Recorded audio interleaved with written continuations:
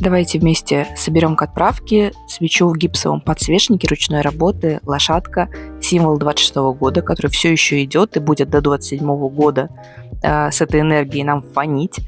Кстати, к Новому году я не так много сделала к продаже коней и в гипсе, и коней в пальто, которые у меня есть, чуть-чуть остались, потому что в первую очередь я сосредоточилась на создании сувениров, подарков коллегам и близким.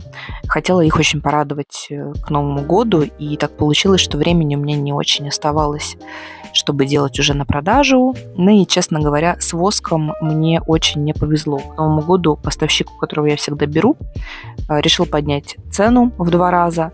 Мне пришлось перейти временно на другой воск, который создал мне очень много проблем. Но это закулисье, конечно же. Кот всегда интересуется тем, что тут происходит. Ну вот и все.